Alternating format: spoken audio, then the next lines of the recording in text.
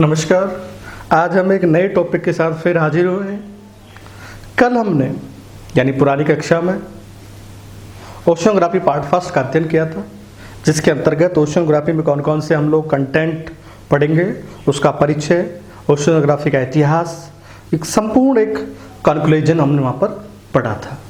आज हम उसी श्रृंखला में आगे बढ़ते हुए ओशियोग्राफी पार्ट 2 में इसको हम ओशियोग्राफी को एज ए हाइड्रोस्फीयर स्टडी करना चाहते हैं। एज ए हाइड्रोस्फीयर यानी एज ए जल मंडल के रूप में अध्ययन करना चाहते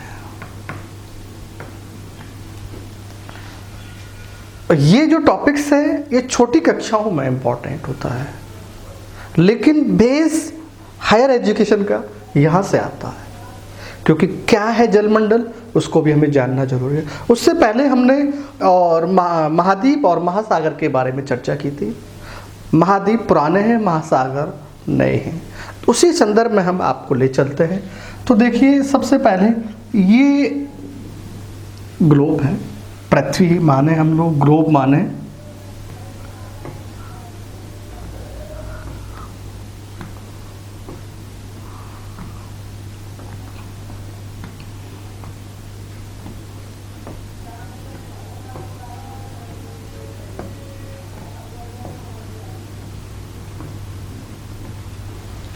तो ये ग्लोब है। इस ग्लोब पर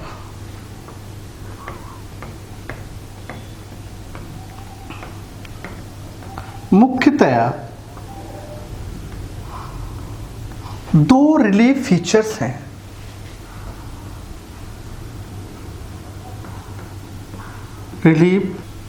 दो रिलीफ फीचर्स हैं। और कौन कौन से फीचर है वो दो रिलीफ, और वो भी फर्स्ट ऑर्डर। वो भी कौन से है? फर्स्ट ऑर्डर, जिसके अंदर पहला आता है आपका महाद्वीप, दूसरा आता है हमारा महासागर, महाद्वीप और महासागर।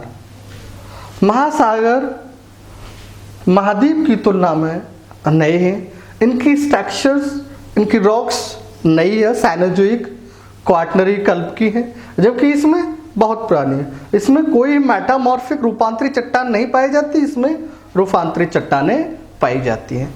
इसका जो विन्यास है, कॉन्फ़िगरेशन है, इसका जो विन्यास है वो जटिल है, जबकि इसका कॉन्फ़िगरेशन, इसका जो विन्यास है ये बड़ा सरल है। तो इसका भी हम लोग अध्ययन करेंगे। उससे पहले हम ये चीज देख लेते हैं। तो सर्वप्रथम वैगनर महोदय को लेके आते हैं। वैगनर महोदय ने कहा पहले पृथ्वी एक पैंजिया के रूप में थी और उसके चारों ओर क्या था, जैसे मान लो ये पृथ्वी है और इसके चारों ओर ये पानी भरा हुआ है। इसको तो कह दिया पैंथालासा और इसको कह दिया पैंजिया। क्या कह दिया इसको? पैंजिया। तो पैंथालासा आगे चलकर ये पैंथालासा प्रशांत महासागर कहलाया। आगे चलकर क्या कहलाया? प्रशांत महासागर कहलाया। और मोटे रूप में हम जानने तो महासागर पैंथालासा है और ये पैंजिया एक महाद्वीप है। अब इस ग्लोब पर, ये ग्लोब है, ग्लोब पर महासागर भी आ गए और महाद्वीप भी आ गए। तो इस ग्लोब पर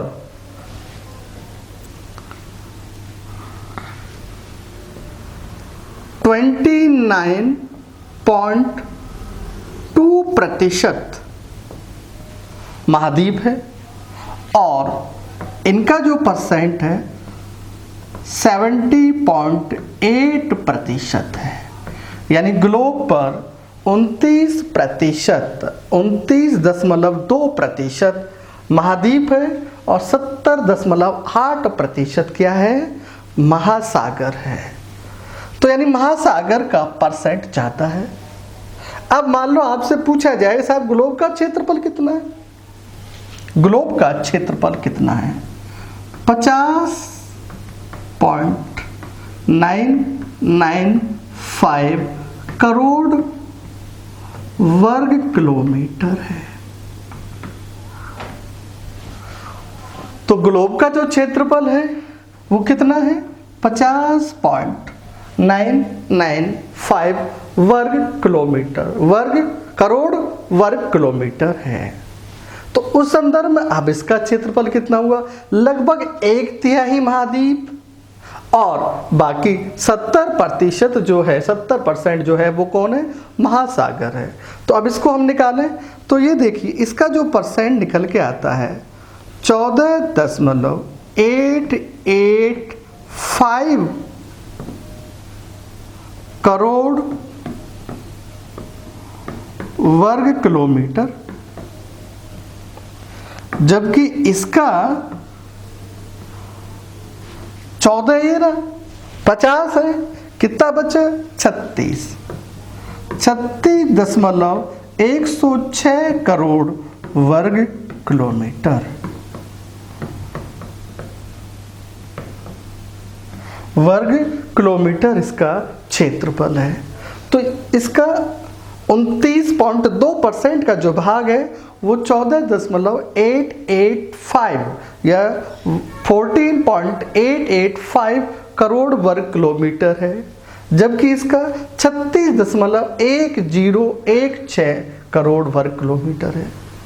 तो चीज़ें क्लियर, हमारे ग्लोब पर 1/3 भाग पर थल मंडल है, स्थल है या महाद्वीप है, और जबकि महासागर कितना है, 70.8% किसके रूप में है, इसमें जल है। इसको क्या करते हैं, टेक्निकल दृष्टि से महासागर बेसिन कह देते हैं, महासागर बेसिन कह देते हैं। महासागरीय बेसिन का जो एरिया है वो 70.8% है, किस पर, हमारे ग्लोब पर है। तो अब हम लोग ग्लोब पर उसके हम लोग चर्चा करेंगे। तो देखिए ग्लोब को विषुवत रेखा, ये ग्लोब है, इक्वेटर लाइन है, विषुवत रेखा 2 भागों में डिवाइड करती है। ऊपर का जो भाग है उसको कहते हैं उत्तरी गोलार्ध, नदर्न हेमिस्फीयर, और विषुवत रेखा के नीचे का जो भाग है उसको कहते हैं दक्षिणी गोलार्ध। तो यानी हमने ग्लोब के संदर्भ में अध्ययन किया, कितना प्रतिशत जल है, कितना प्रतिशत थल है। अब गोलार्ध के संदर्भ में भी इसका अध्ययन करना जरूरी है। तो देखिए गोलार्ध के संदर्भ में उत्तरी गोलार्ध, तो आपको समझ में आ गया, ऊपर का जो भाग है विषुवत रेखा से नॉर्थ पोल की ओर का जो पूरा भाग है वो क्या कहलाता है, उत्तरी गोलार्ध। कौन डिवाइड करता है इसको, विषुवत रेखा डिवाइड करती है। अब उत्तरी गोलार्ध में 54% स्थल है, जबकि अब 100 में से 54 गए तो कितना, 46% जल है। इसलिए उत्तरी गोलार्ध को थल गोलार्ध कहा जाता है। अब आपसे कोई सवाल पूछे उत्तरी गोलार्ध को थल गोलार्ध क्यों कहते हैं, क्योंकि उत्तरी गोलार्ध में 54% स्थल भाग है, जबकि 46% भाग जल है। चीजें क्लियर। सेकंड, दक्षिणी गोलार्ध,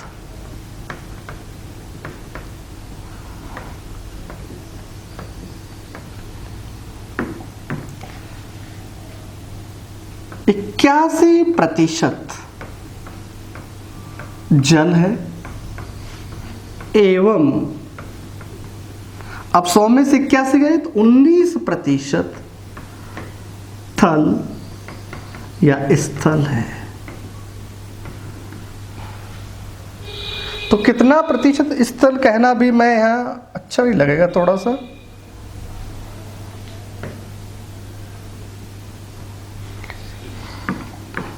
तो यहां 19% थल है और कितना प्रतिशत जल है? 81% जल है। इसलिए इसको जल गोलार्ध कहा जाता है या जलीय गोलार्ध कहा जाता है या वाटर हेमिस्फीयर कहा जाता है। वाटर हेमिस्फीयर या जलीय गोलार्ध कहा जाता है। चीजें क्लियर? अब देखिए यहां से फिर एक पृथ्वी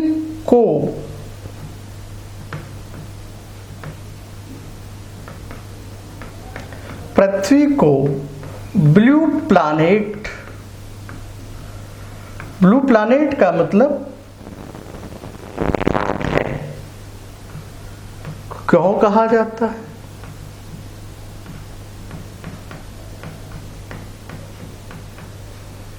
तो बड़ा सिंपल सा आंसर हो गया इसका, क्योंकि 70.8% भाग 70.8% भाग जल है, ब्लू प्लैनेट कहा जाता है।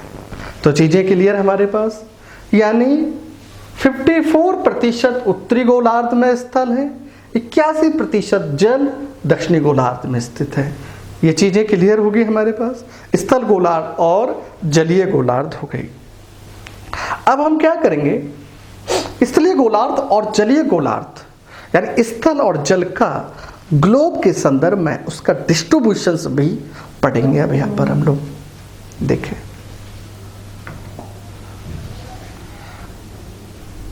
ये मेरा एक मैप होता है।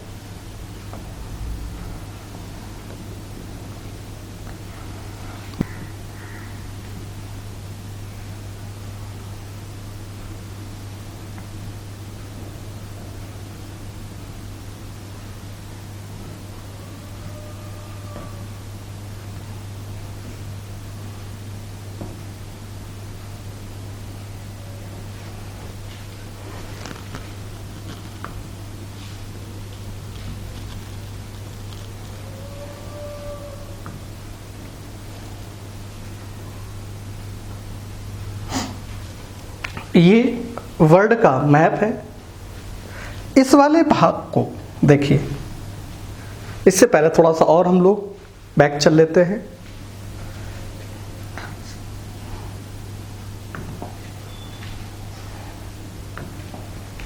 पृथ्वी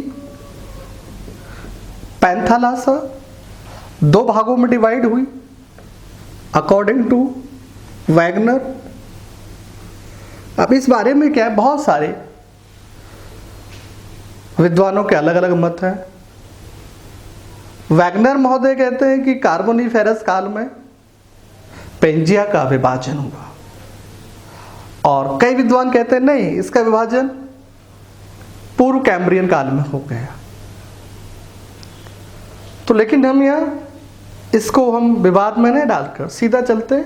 तो वैगनर महोदय के अनुसार इसके 2 भाग हुए। ये वाला जो भाग है लॉरेंसिया कहलाया, ये वाला जो भाग है गोंडवाना कहा, गोंडवाना लैंड, और ये लॉरेंशिया लैंड, कई जगह इसको अंगारा लैंड भी कहते हैं।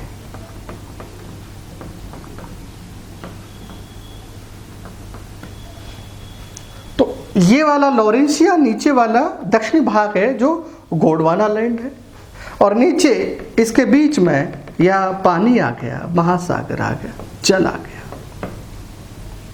इन दोनों के बीच में। और बाहर आपको पता है ऑलरेडी पैंथेलासा है। इसका जब विभाजन होता है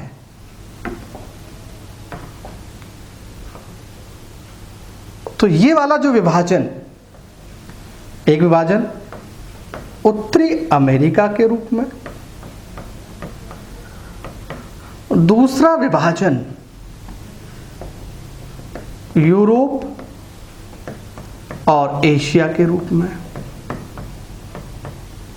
तो लॉरेंशिया उत्तरी अमेरिका और ये यूरोप और एशिया का जो भाग है ये लॉरेंशिया है और ये भी लॉरेंशिया है। अब यहां पर फिर पानी आ गया या फिर जल आ गया। इसके बाद नीचे वाला पोर्शन भी देखे हम लोग, इसका भी विभाजन हो गया और ये कहलाया दक्षिणी अमेरिका। क्या कहलाया? दक्षिणी अमेरिका। लेकिन यहां पूर्ण तरह इसका विभाजन नहीं हो पाया था। ये आपस में अभी भी जुड़े हुए एक संकीर्ण मार्ग के माध्यम से, एक स्थल संधि के माध्यम से जुड़े हुए हैं। कौन? ये वाला पार्ट स्थल संधि के रूप में जुड़े हुए हैं। स्थल संधि। स्थल संधि का तात्पर्य है वह धरातलीय भाग, वह धरातलीय संकीर्ण भाग जो बड़े स्थल भाग को आपस में जोड़े रखता है, उसे बोलते हैं स्थल संधि। इस स्थल को काटकर पनामा नहर बनाई गई, तो पनामा के रूप में यहाँ पर एक स्थल संधि है। चीजें क्लियर? अलग नहीं हुए और बाकी वाला पार्ट अलग हो गया पूरी तरह से। और नीचे का जो पार्ट्स है ये अफ्रीका के रूप में अलग हो गया,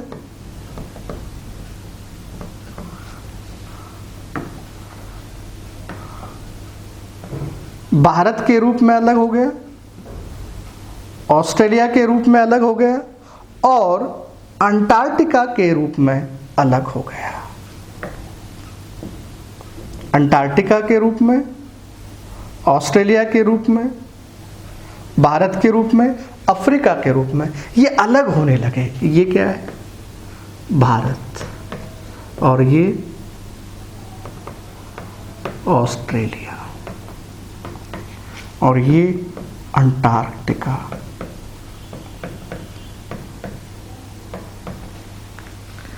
और इनके बीच में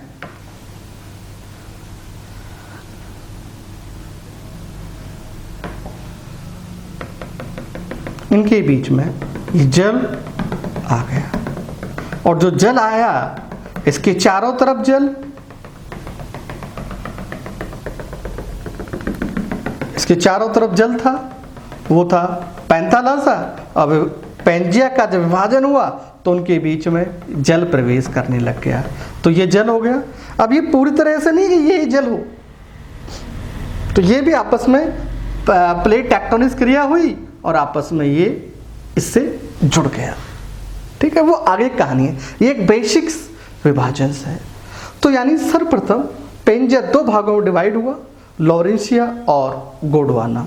इसके बाद उत्तरी अमेरिका दक्षिणी अमेरिका भाग अलग हुआ। उत्तरी अमेरिका लॉरेंशिया का पार्ट है, दक्षिणी अमेरिका गोंडवाना का भाग है। Africa, Antarctica, Australia, Bharat. अब आपसे पूछे बताइए गोंडवाना लैंड में कौन कौन से भाग आते हैं? नीचे वाला भाग गोंडवाना में और ऊपर वाला भाग आपका लॉरेंशिया में, यानी यूरेशिया, यूरोप और एशिया, उत्तरी अमेरिका। और यहाँ छोटा सा एक पार्ट और है ग्रीनलैंड। ये किस में शामिल किए जाते हैं? लॉरेंशिया में शामिल किए जाते हैं।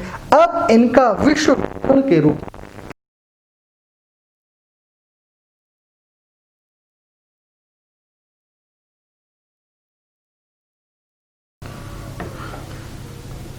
उत्तरी अमेरिका, अभी हमने विभाजन किया, तो ये पूरा के पूरा लॉरेंशिया है। क्या है ये? लॉरेंशिया है। और ये पूरा ये वाला भाग भी, ये वाला भाग भी क्या है? गोंडवाना लैंड है। चीजें क्लियर? ये गोंडवाना, ये लॉरेशिया। अब गोंडवाना में कौन हो गया? दक्षिणी अमेरिका और अफ्रीका, भारत, ऑस्ट्रेलिया, अंटार्कटिका, ये गोंडवाना लैंड का पार्ट है। लॉरेशिया का उत्तरी अमेरिका और यूरेशिया यानी यूरोप और एशिया, ये दोनों भाग इसमें शामिल किए जाते हैं। चीजें क्लियर? अब इसका हम लोग एक फैक्चुअल स्टडीज के बारे में कौन कौन से फैक्ट है वो देखें। सबसे पहले ये जो वाला भाग है, इस भाग को अटलांटिक महासागर कहा गया। अभी हम लोग महासागरों पर चलेंगे। इस वाले भाग को प्रशांत महासागर कहा गया। ये वाला भाग भी प्रशांत है। इस वाले भाग को हिंद महासागर कहा गया।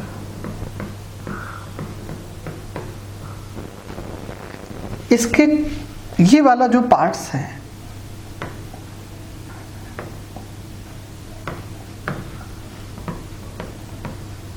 अंटार्कटिका कहा गया। इसको आर्कटिक महासागर कहा गया। और ये वाला भाग अंटार्कटिक महाद्वीप और इसके चारों तरफ अंटार्कटिका ओशन है।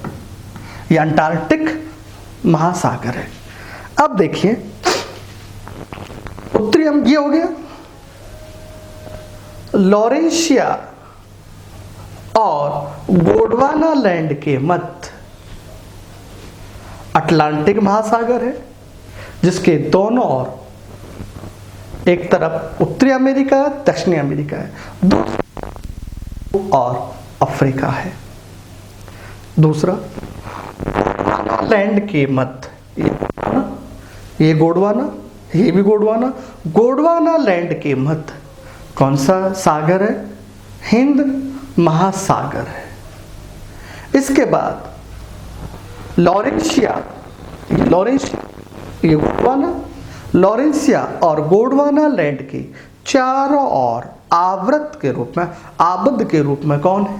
प्रशांत महासागर है। चीजें क्लियर? महाद्वीपों का आधार देखिए, ये महाद्वीप है।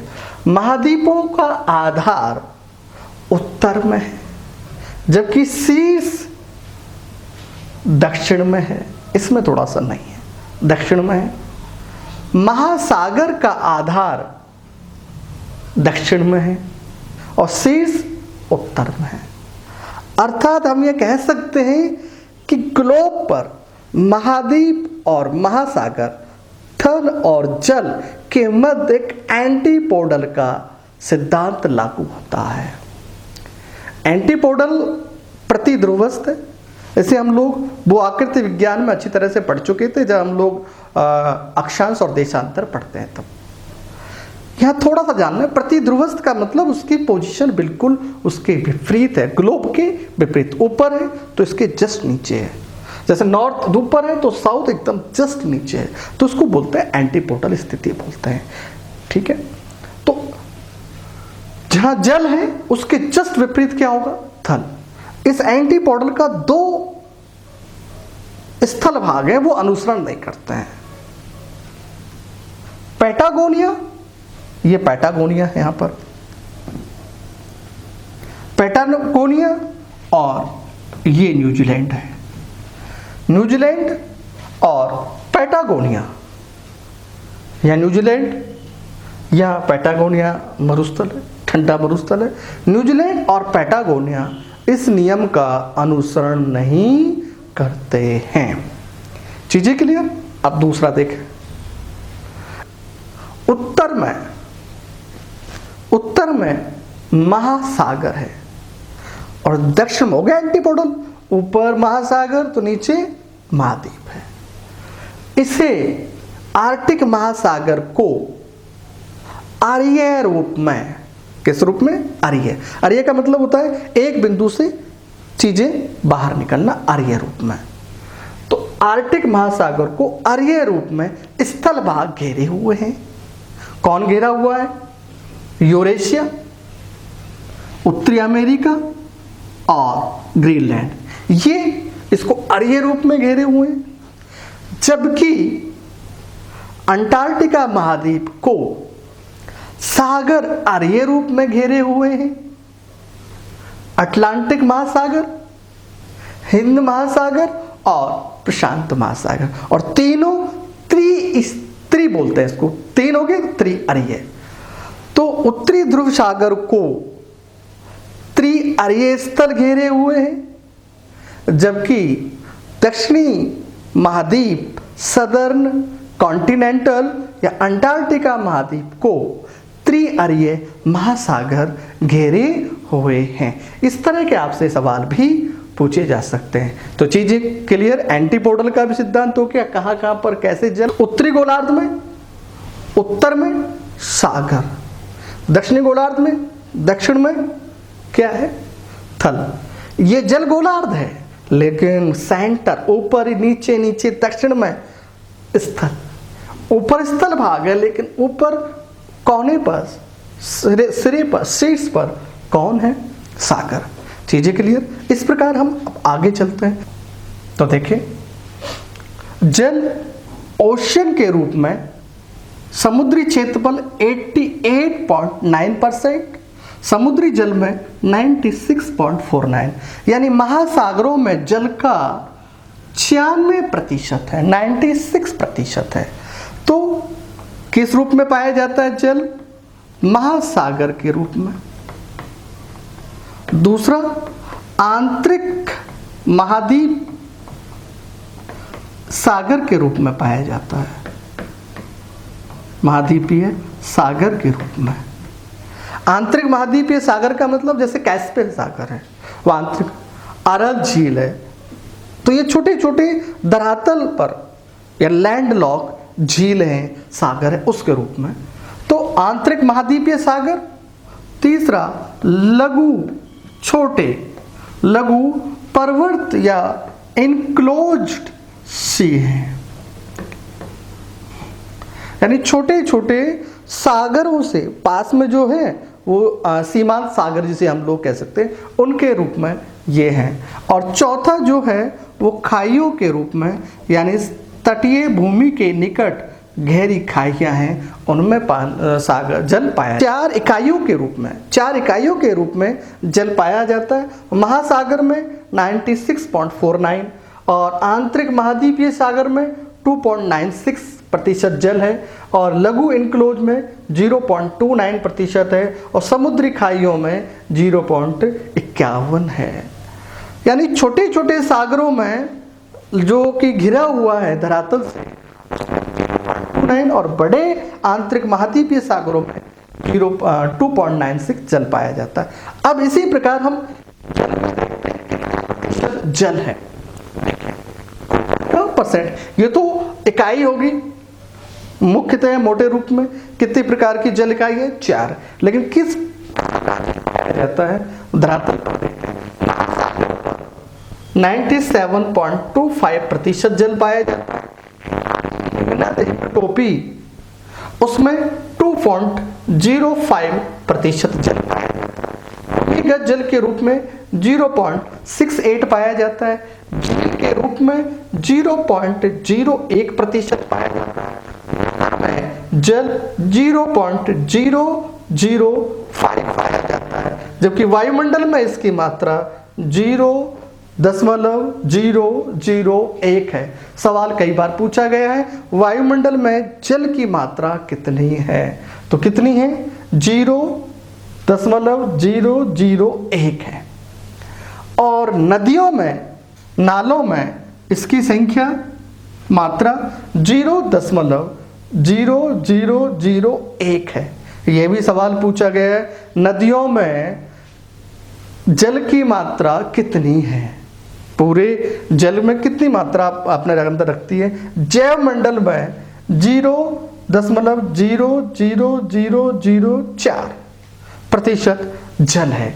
तो सबसे कम जो जल है वो कहाँ पाया जाता है? जैव मंडल में पाया जाता है। और सबसे ज़्यादा जो जल है वो कहाँ पाया जाता है? महासागरों में पाया जाता है। तो सबसे ज़्यादा यहाँ पर पाया जाता है और सबसे कम जैव मंडल में पाया जाता है। और नदी नालों में कितना जल है? तो आप लगा सकते हैं 0.3 बार 0 और फिर 1, ये प्रतिशत नदी नालों में पाया जाता है। और वायुमंडल में उससे 10 गुना ज़्यादा, तो 10 गुना ज़्यादा हो गया 0.001।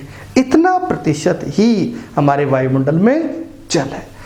अब इन सब को हम आगे जाके जलीय चक्र में भी पढ़ेंगे, जल का कितना परसेंट कौन कौन सी जल में क्रिया होती है और उनमें जल चक्र कैसे होता है। तो जल चक्र का अध्ययन हम लोग आगे करेंगे। अब हम महासागरों की स्टडी करेंगे। महासागर, ओशियन, ओशियन। देखिए कल भी हमने चर्चा की थी, यहां पर लिख देता हूं मैं, सी, सागर। कितने सागर हैं? 7। भारतीय मान्यता के अनुसार 7 सागर हैं।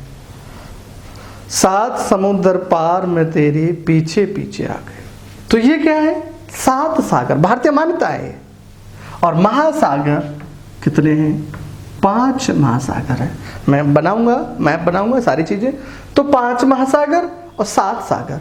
तो पहले महासागर देखें कौन कौन से। अब मैं बिल्कुल एक छोटी सी टेक्स्ट बताऊंगा। हमने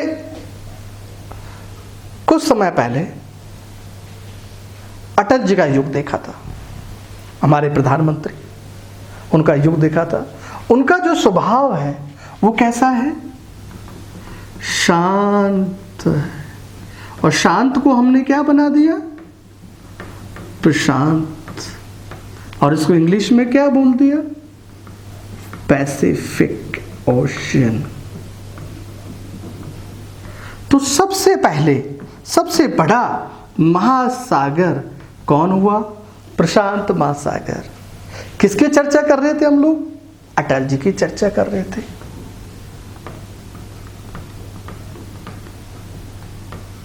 तो ये आगे जाकर क्या कहलाया? अटलांटिक महासागर। अटलांटिक महासागर कहलाया। फिर इसके बाद अब अटल जी, हमारा जो देश है भारत, उस भारत के चारों ओर जो पानी भरा हुआ है उसके आधार पर हमने उसका नामकरण कर दिया। और अटल जी कहाँ के प्रधानमंत्री थे? हिंदुस्तान के, हिंद प्रांत के। और वो क्या बन गया? हिंद महासागर। इसको कहा गया इंडियन ओशियन। हिंद महासागर, इंडियन ओशियन, अटल, अटलांटिक महासागर। फिर चौथा नंबर अब क्या था? आपने देखा होगा अटल जी क्या करते थे? बोलने के बाद एक गैप ले जाते थे, सस्पेंस डालते थे, अगला शब्द क्या होगा। तो उसी शब्द को, सस्पेंस को हमने क्या कर दिया यहां पर? अंटार्कटिक। क्या कर दिया इसको हमने? अंटार्कटिका, इंग्लिश में इसको अंटार्कटिक ओशियन कहा गया। इसके बाद फिर वो आ करते थे लास्ट में। और 5वां हो गया आर्कटिक महासागर, आर्कटिक महासागर। तो चीजें क्लियर है हमारे पास। कितने महासागर हैं? कितने महासागर हैं? 5 महासागर हैं। प्रशांत महासागर, अटलांटिक महासागर, हिंद महासागर, अंटार्कटिका महासागर, आर्कटिक महासागर। तो विश्व का सबसे बड़ा महासागर कौन सा है? तो जैसे जैसे आप ऊपर जाओगे तो क्षेत्रफल बढ़ता जाएगा, और जैसे जैसे नीचे आओगे क्षेत्रफल कम होता जाएगा। कई बार महासागरों का आरोही अवरोही क्रम पूछा गया है। आरोही असेंडिंग, मैं आपको फिर यहाँ ले चलता हूँ, जो विद्यार्थी नए जुड़े हुए हैं वो देखें। असेंडिंग पूरा नहीं लिख रहा हूँ, डिसेंडिंग पूरा नहीं लिख रहा हूँ, अधूरा लिख रहा हूँ समझने के लिए। इसको बोलते हैं आरोही, इसको बोलते हैं अवरोही। ए के बाद सी आ रहा है तो इसका मतलब बढ़ता क्रम है, और डी के बाद सी आ रहा है तो डी के बाद सी नहीं आता, डी के बाद ई आता है। तो डी से पहले कौन आ रहा है? सी। अर्थात ये कौन सा क्रम हो गया? घटता क्रम हो गया। इस पर बहुत बार सवाल पूछा गया है, सेकंड ग्रेड हो या थर्ड ग्रेड हो या रीट हो, कोई सी भी एग्जाम हो, रीट पटवार हो, तो वहाँ क्या पूछता है? हायर एजुकेशन हो, हमेशा सवाल गलत करके आते हैं विद्यार्थी। उसमें सवाल क्या होता है कि असेंडिंग ऑर्डर डिसेंडिंग, पूछा गया असेंडिंग डिसेंडिंग कर आते हैं, पूछा गया डिसेंडिंग डिसेंडिंग कर देते हैं। तो ऐसा हमें नहीं करना है। तो क्या करना है? असेंडिंग ए से सी बढ़ता क्रम, तो ये बढ़ता क्रम, ये बढ़ता क्रम है, घटता क्रम, ये घटता क्रम है, तो ये क्रम है। और दूसरी बात ध्यान रखना, हमारी बुक्स में जितने भी बुक्स है, गाइड है, जो भी पढ़ते हैं, उसमें हमेशा कौन सा क्रम होता है? डिसेंडिंग ऑर्डर होता है, अवरोही क्रम होता है। और एग्जामिनर अधिकांशतया असेंडिंग ऑर्डर पूछता है। हम रट के जाते हैं ऐसे और सवाल पूछा जाता है ऐसे। चीजें क्लियर? तो ये सवाल आपको गलत नहीं करना है। अब नेक्स्ट इनके नामकरण देख ले एक बार हम लोग। अब सागरों की बात हो रही थी, 7 सागर कौन से? 7 सागर देखें।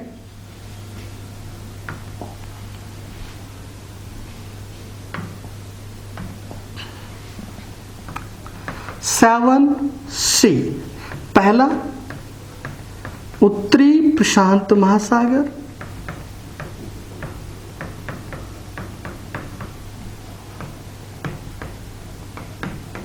दक्षिणी प्रशांत महासागर,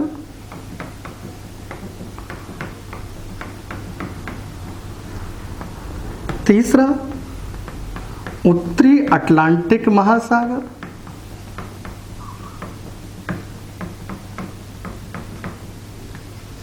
चौथा दक्षिणी अटलांटिक महासागर,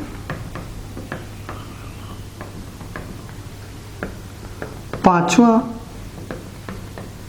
हिंद महासागर,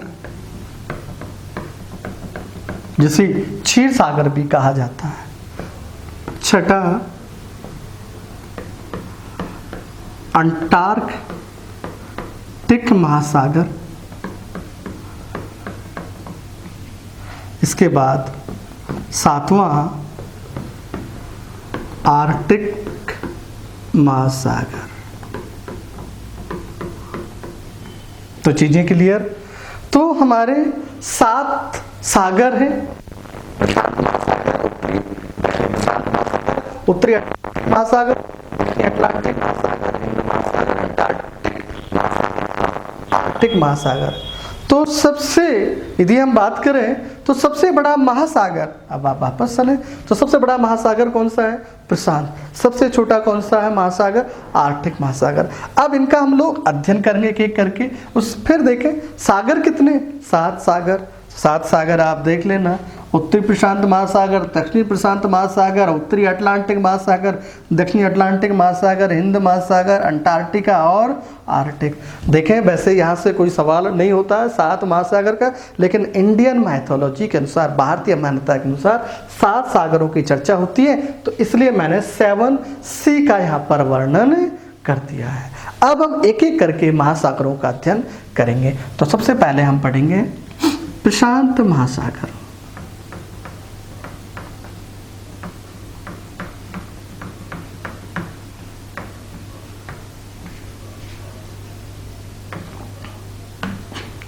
प्रशांत महासागर का अध्ययन हम करेंगे। इसका मैप देखें एक बार।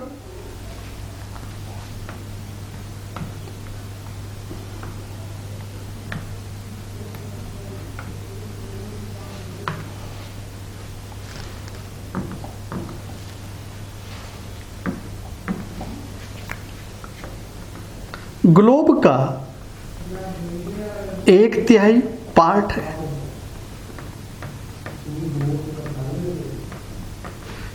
जबकि आधा पार्ट जल का है। यानी कुल जल का, कुल जलीय भाग का, जलमंडल का 1/2 भाग कौन है? प्रशांत महासागर, दुनिया का सबसे बड़ा महासागर। दूसरा, सबसे गहरा महासागर, सबसे गहरा महासागर, जिसमें आप मैरीना ट्रेंच ले सकते हैं। मैरीना ट्रेंच किताब में 11,033 मीटर लिखा होता है, कई जगह 11,022 मीटर भी है। तो अलग अलग बुक्स में अलग अलग होता है, ये कोई इशू नहीं होता, लेकिन ज़्यादातर किताबों में जो ऑथेंटिक किताब उसमें ये लिखा होता है 11,033 मीटर।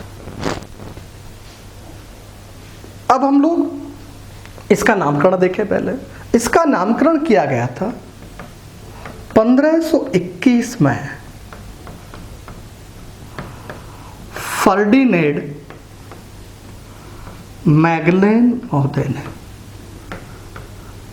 महोदय ने 1521 में इसको पैसिफिक कहा, और पैसिफिक का मतलब होता है शांत। तो पैसिफिक ओशियन का नामकरण मैगलेन महोदय ने किया। मैगलेन जल संधि से जब जा रहा था तब उसका नामकरण उसने दिया मैगलेन।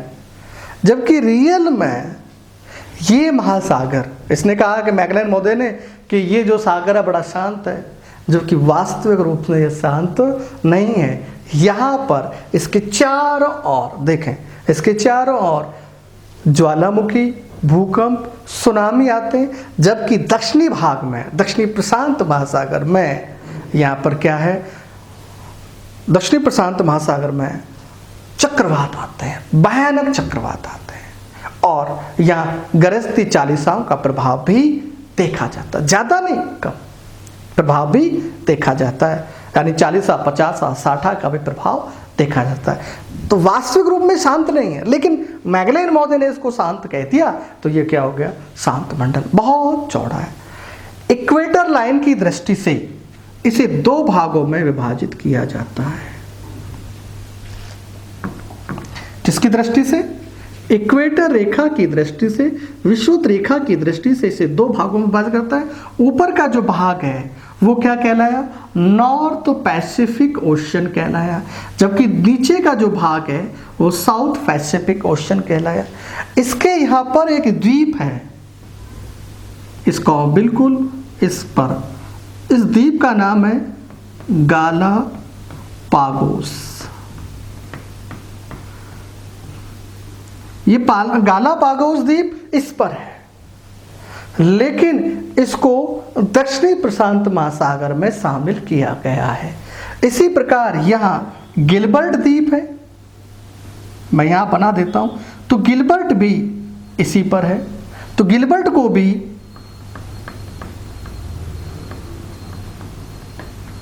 Gilbert island. तो गिलबर्ट आइलैंड भी उत्तरी मतलब विषुवत रेखा पर है, लेकिन फिर भी इसको किस में माना गया है? दक्षिणी प्रशांत महासागर अपवाद स्वरूप। अपवाद स्वरूप सवाल पूछ सकते हैं, गिलबर्ट द्वीप, गिलबर्ट आइलैंड किस महासागर में है? उत्तरी प्रशांत या दक्षिणी प्रशांत? तो किस में? दक्षिणी प्रशांत। आप ग्लोब देखेंगे तो ग्लोब में कहाँ दिखेगा? उत्तर में दिखेगा, लेकिन है किस में? ये दक्षिण में। इसी प्रकार गालोपोगास देखेंगे तो गालोपोगास भी आप बता देना कि ये दक्षिणी प्रशांत महासागर है। इसके बाद 180 डिग्री, अब मैं यहाँ पर 180 डिग्री बेरिंग जल संधि से 180 डिग्री देशांतर रेखा, इंटरनेशनल डेट लाइन, इसको दो भागों में विभाजित करती है। इधर वाला जो पार्ट है ईस्ट पैसिफिक, इधर वाला जो पार्ट है वो है वेस्ट पैसिफिक। तो इंटरनेशनल डेट लाइन प्रशांत महासागर को दो भागों में बांटती है, पूर्वी प्रशांत महासागर और पश्चिमी प्रशांत महासागर। चीजें क्लियर? पूर्वी प्रशांत महासागर,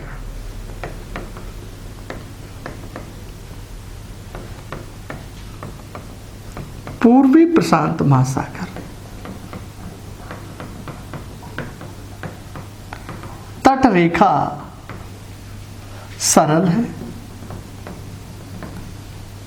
और पूर्वी प्रशांत महासागर के तटीय महाद्वीप कौन है? अमेरिकी है, अमेरिकी महाद्वीप। तो ये वाला जो अमेरिका के जो टच में है वो कौन सा है? हमारा पूर्वी प्रशांत महासागर। जबकि पश्चिमी प्रशांत महासागर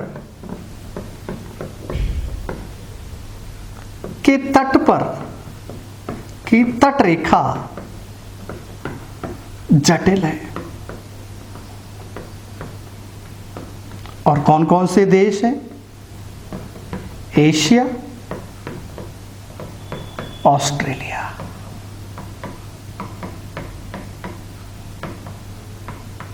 एशिया, ऑस्ट्रेलिया। तो यानी प्रशांत, पश्चिम प्रशांत महासागर के तट पर एशिया महाद्वीप और ऑस्ट्रेलिया महाद्वीप है, जबकि पूर्वी तट पर कौन है? अमेरिकी महाद्वीप, अमेरिकी महाद्वीप। अब कौन सा एरिया है इसका? एक बार इसको हम और देख लें। ये जो पूरा एरिया है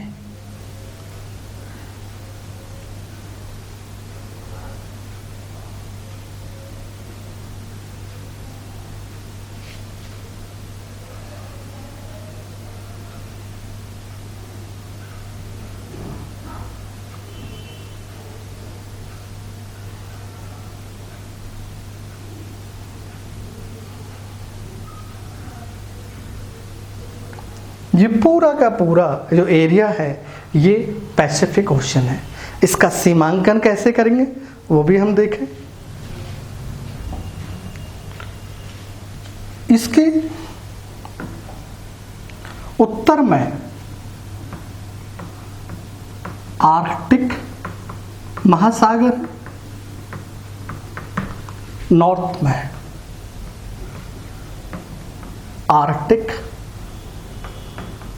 महासागर है, दक्षिण में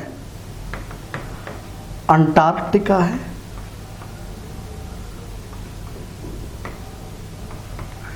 अंटार्कटिका जो रेखा है इसका निर्धारण किया गया 60 डिग्री साउथ अक्षांश के द्वारा।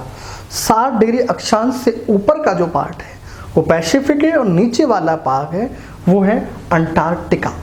तो ये अंटार्कटिका है। अब आपसे कोई पूछे अंटार्कटिका महासागर की सीमा बताइए तो 60 डिग्री दक्षिणी अक्षांश आप बता देना, ठीक है। इसके बाद पूर्व में अमेरिकी महाद्वीप,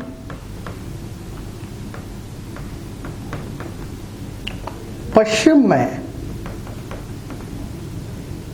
एशिया और ऑस्ट्रेलिया,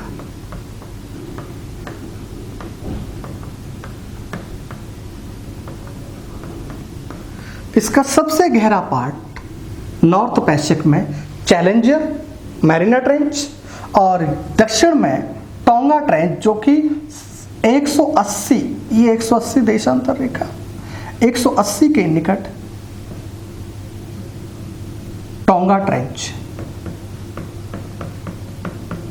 आप मैप में देखें तो दक्षिणी पैसिफिक का सबसे गहरा स्थल टोंगा और उत्तर का पैसिफिक। ये जो रेखा है ये सरल है, जटिल नहीं है, जबकि इसके ये वाली भाग जटिल है। यहां 25,000 द्वीप है, 25,000 द्वीप है। इन द्वीपों में 3 द्वीपों का समूह बड़ा महत्वपूर्ण है, माइक्रोनेशिया, मेलानेशिया, पोलिनेशिया। पोलिनेशिया का ग्रुप बड़ा है, क्षेत्रफल अधिक है। तो विषुवत रेखा से ऊपर का, ये विषुवत रेखा, तो विषुवत रेखा से ऊपर 120 से 180 तक मानते हैं, कई जगह 165 तक भी है। तो एक विषुवत रेखा से पैसिफिक ओशन, विषुवत रेखा से ऊपर का जो भाग है वो माइक्रोनेशिया, नीचे का भाग है वो है मेलानेशिया, और मेलानेशिया से पूरब की ओर आइडियल की तरफ जाने वाले जो द्वीप समूह हैं वो है पोलिनेशिया द्वीप समूह है। तो सबसे बड़ा क्षेत्र किसका है? पोलिनेशिया का। माइक्रोनेशिया, मेलानेशिया, माइक्रोनेशिया विषुवत रेखा से ऊपर, मेलानेशिया विषुवत रेखा के नीचे, यानी ये कर्क रेखा और मकर रेखा के बीच में ही पाए जाते हैं, प्रशांत महासागर के पश्चिमी भाग में। तो यहाँ द्वीपों की संख्या ज़्यादा है। इसके किनारे पर प्रशांत महासागर, ये जो किनारे हैं यहाँ पर सक्रिय ज्वालामुखी आप देख सकते हैं, इसलिए इसको कहते हैं आग्नेयवलय। तो इसके चारों ओर भाग को आग्नेयवलय, आग्नेयवलय कहा जाता है। किसको? पैसिफिक ओशन की चारों ओर सीमा को। अब देखें, बेरिंग जल संधि से ये वाला पार्ट, बेरिंग जल संधि आर्कटिक महासागर और प्रशांत महासागर को जोड़ने वाली जो संधि है वो है बेरिंग जल संधि। इस बेरिंग जल संधि और 60 डिग्री दक्षिणी अक्षांश तक की टोटल जो लंबाई है वो है 15,500 किलोमीटर है। जबकि मलाया प्रायद्वीप, ये मलाया है, यहाँ पर आप देख सकते हैं इंडोनेशिया, ये मलाया, मलाया से लेकर यानी 5 डिग्री नॉर्थ के आसपास की बात कर रहा हूँ, 5 डिग्री नॉर्थ, यहाँ से यहाँ तक की जो लंबाई है वो है, और ये कोलंबिया तट की बात हो रही है, कोलंबिया तट, ये है 19,800 किलोमीटर चौड़ा। कितना चौड़ा है? 19,800 किलोमीटर चौड़ा है, जबकि लंबा कितना है? 15,500। यहाँ पर मैं कहना चाहूँगा ग्लोब की परिधि का आधा है ये, चंद्रमा के व्यास का 5 गुना है। तो ग्लोब की परिधि का कितना है? ये आधा है। इतना बड़ा विशाल महासागर है। ठीक है, अब और देखें, इस महासागर की खोज किसने की थी? वो आपको बता दिया, 1521 में किसने की थी? मैगलेन महोदय ने की थी। अब देखिए, इसका जो सीमांकन है वो निकालना है। तो इसका सीमांकन दूसरे मैप में देखेंगे हम लोग।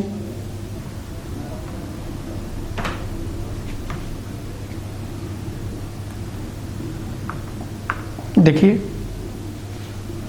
ये वाली जो सीमा है ये कैप हॉर्न और ये अंटार्कटिका महाद्वीप है, इसका प्रायद्वीप है।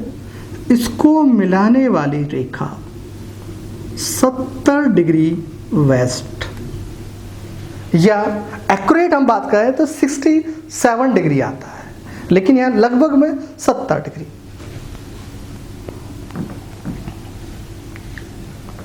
कैप हॉर्न एवं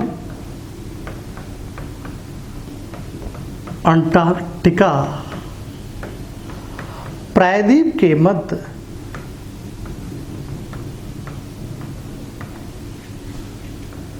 70 डिग्री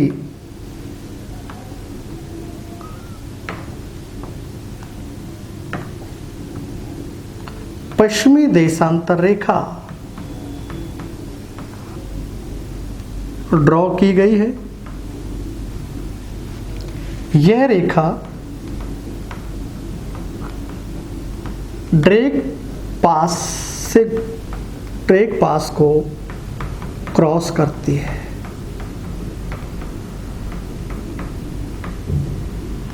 ये जो है यहाँ कैप हॉर्न अंतरीप, ये बिल्कुल दक्षिणतम छोर, दक्षिण अफ्रीका का दक्षिणतम छोर कौन है? Cap horn. इसको यहाँ पर जो पास किया गया है वो ड्रेक पास है, बड़ा चर्चा है, ड्रेक पास है। इस ड्रेक पास को पार करते हुए ये जो रेखा खींची गई है 70 डिग्री वेस्ट, जो रेखा खींची गई है वो प्रशांत एवं अटलांटिक को अलग करती है।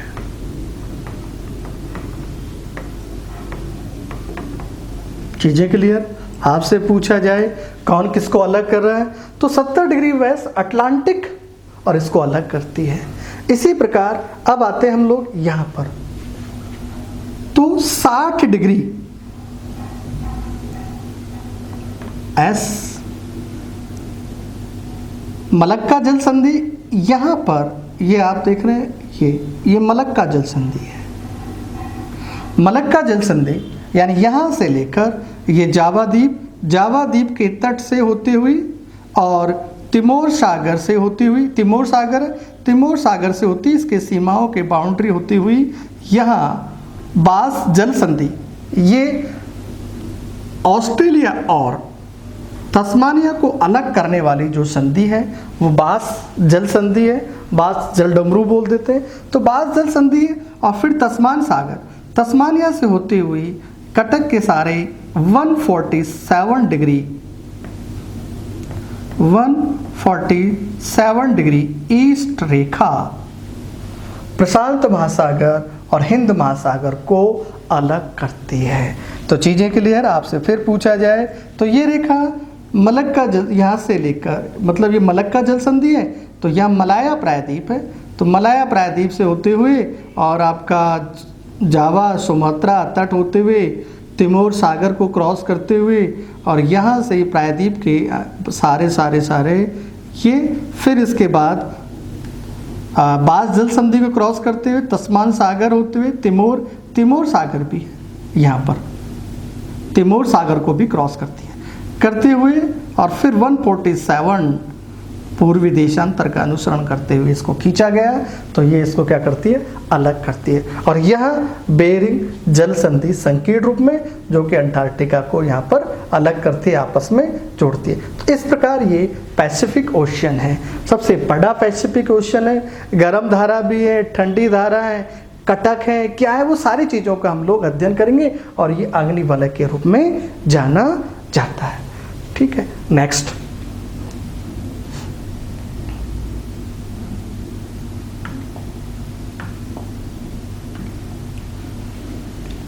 अटलांटिक महासागर,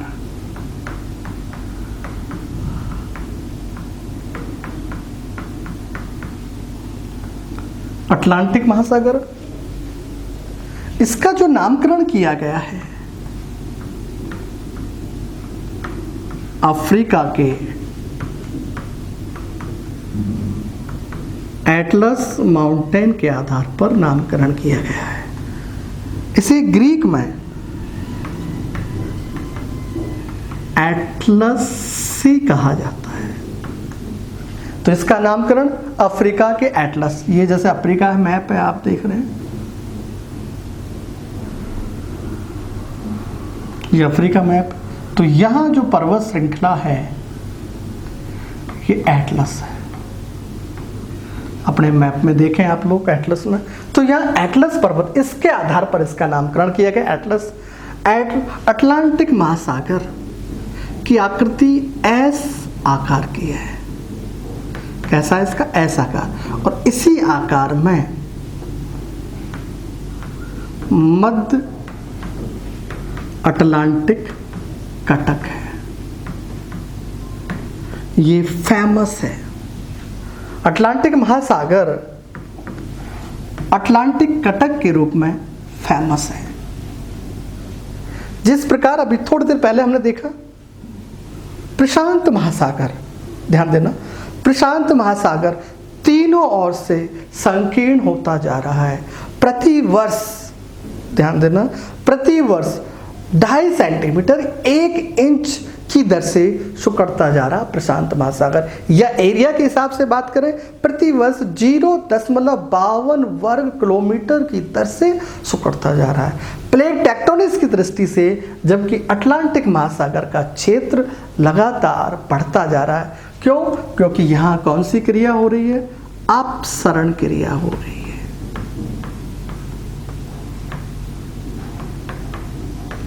अप यानी दूर, सरण यानी सरण लेना या खिसक जाना। तो यानी ये प्लेट है, ये 2 प्लेट हैं। अब ये 2 प्लेट एक दूसरे से दूर जाती है तो उस क्रिया को कहते हैं हम लोग अपसरण, डाइवर्जेंस कह सकते हैं। तो इन 2 प्लेटों में डाइवर्जेंस होने के कारण इसका निर्माण हुआ। जबकि वैगनर महोदय कहता है ज्वारीय बल के कारण अमेरिकी महाद्वीप स्पेंजिया से पश्चिम की ओर खिसका, तब इसका निर्माण हुआ। इसका निर्माण जुरासिक काल में हुआ, जुरासिक काल में। तो मध्य अटलांटिक कटक का निर्माण जुरासिक काल में हुआ, इसको भी अभी दिखाते हैं। इसके अलावा यह उत्तरी अटलांटिक महासागर नई दुनिया और पुरानी दुनिया दोनों को जोड़ता है। इसके पूर्व में यूरोप और अफ्रीका जैसे, और जबकि पश्चिम में अमेरिका महाद्वीप जैसे नई दुनिया रहती है। तो यानी, और सबसे ज़्यादा यदि किसी पर अध्ययन किया गया है तो वो अध्ययन किया गया अटलांटिक महासागर पर अध्ययन किया गया। विषुवत रेखा इसे 2 भागों में विभाजित करती है। ऊपर वाला भाग उत्तरी अटलांटिक महासागर, दक्षिणी वाला भाग दक्षिणी अटलांटिक महासागर। अब देखें इसको मैप में,